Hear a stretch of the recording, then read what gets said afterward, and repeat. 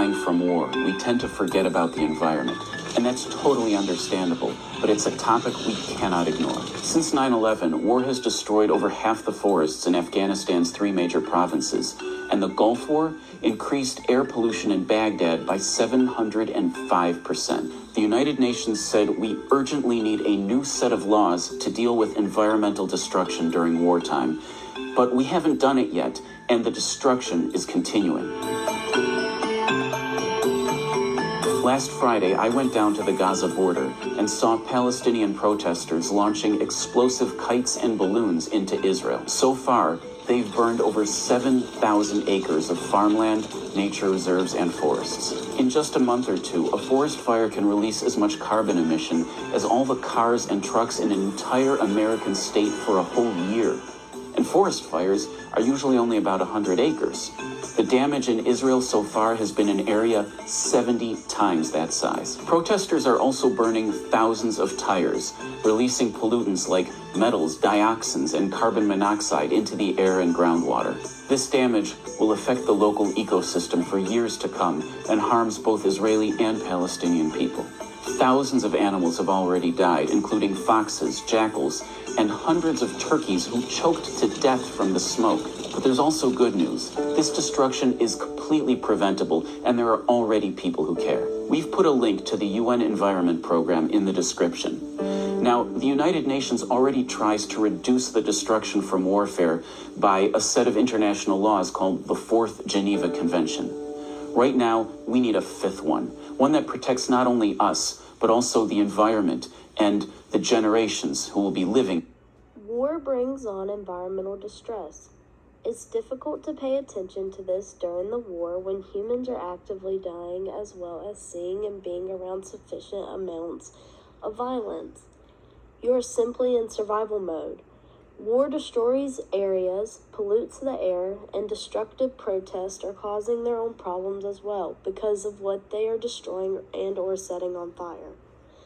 Third world countries are much at risk of this occurring, as well as innocent animals dying during the crossfire and environmental impacts of war. The topic of this research is so important in order for us to save the planet, the people living on it, the future generations, the resources we have, and the animals. The effects of war has on the environment is multifaceted and intersecting concern. From a combination of social, economic, political, and military dynamics, some include defense military mechanisms such as bombing, climate change, lack of resources, deforestation, and overpopulation. The devastating impact of armed conflicts often stretches beyond direct human suffering. In the wake of wars, we see damage to natural resources, biodiversity, sustainable reconstruction, further reducing resilience to the climate crisis. Massive damage to urban areas in Syria and Iraq. Millions of tons of contaminated debris, toxic waste, and lack of access to clean drinking water. Waste management collapses, leading to the spread of communicable diseases. Factories, refineries, and oil fields were bombed. Toxic smoke and chemicals polluted the air, soil, and water. Thousands of makeshift refineries were built, posing serious health risks to the civilians working in them, many of them children, as they were exposed to noxious fumes or died in explosions. Agricultural areas were deliberately burned down by states and armed groups. Irrigation systems were destroyed, and the flow of water to farmers and populated areas was cut off. Large-scale deforestation was driven by fuel needs, impacting biodiversity and wildlife. Absent or weak environmental governance means rules and regulations are not enforced and makes conflict-affected countries more vulnerable to the climate crisis. PAX works internationally and with local partners to address the environmental dimensions of armed conflict and climate justice in order to strengthen protection of the environment and people depending on it, for nature and for peace. Support our work. During this research, an article called The Effects of Modern War in Military Activities and Biodiversity in the Environment was impactful. This research goes over the importance of understanding the influence on the biosphere from war, which is usually overlooked. This research highlighted the many ways war causes and makes it worse, including pollution, displacement of population, loss of biodiversity, and much more. It's important to bring awareness and take action on what war is doing to the environment. War is one way the environment is harmed, along with many others, but war is doing mass destruction. Along with the nuclear weapons polluting the air, they are also releasing thermal emissions associated with nuclear attacks, which are lethal to all life forms. But war has been affecting the environment since the beginning of time. Going back to the Civil War, which started in 1861, brought many environmental issues to come to the surface. Union and Confederate armies would destroy crops and resources such as supplies and support for the enemy, which ultimately harmed both of them in the same ways, and decreased food supplies. Another being pollution. The soil was tainted, as well as the water and the air. There was an overpopulation in many areas, causing a lack of resources and inability to provide. Droughts, floods, and storms were happening, as well as a decrease in wildlife, affecting those causing it and those suffering others' actions. Oftentimes, repercussions of war on the environment are long distances away.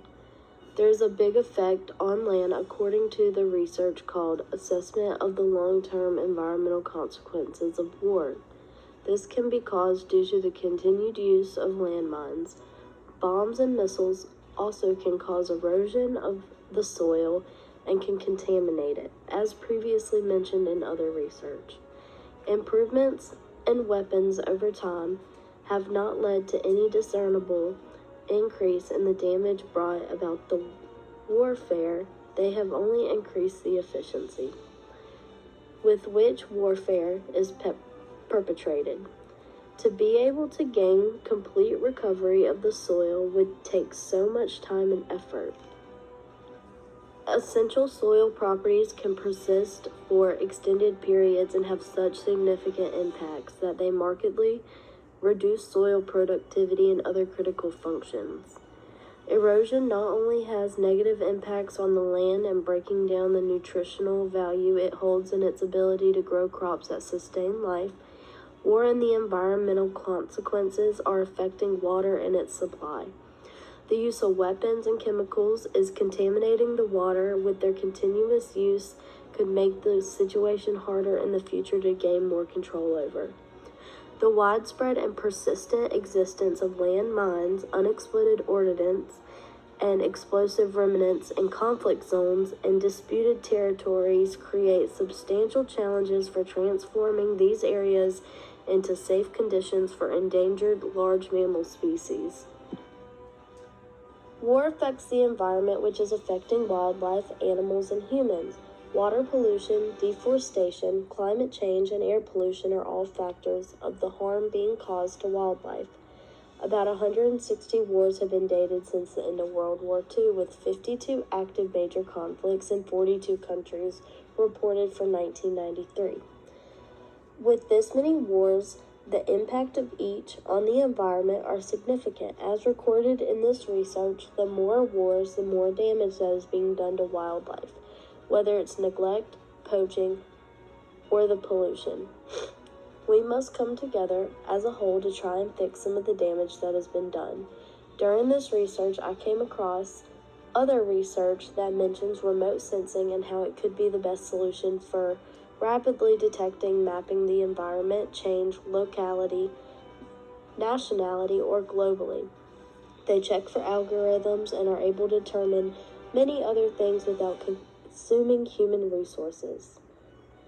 This is used because you can see the change over time compared with old and new maps. With more resources and cause of concern like this, we can raise awareness and start correcting some of the harm that has been caused. Without a survivable Earth, there would be no war to fight. In conclusion, the detrimental effects of war on the environment are undeniable, affecting not only humans but wildlife as well, ecosystems, and the planet as a whole. The devastation caused by warfare includes pollution, habitat destruction, and resource depletion, and the displacement of populations, leading to long-lasting environmental distress and biodiversity loss.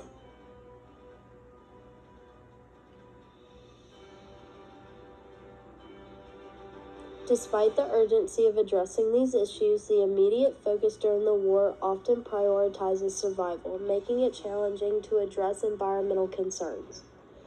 However, it is crucial to recognize the interconnectedness of war and environmental degradation, and to take action to mitigate the impacts of conflict on the planet. By raising awareness, implementing sustainable practices, and engaging in the community, we can work towards protecting and sustaining the environment by protecting endangered species and ensuring a sustainable future for all.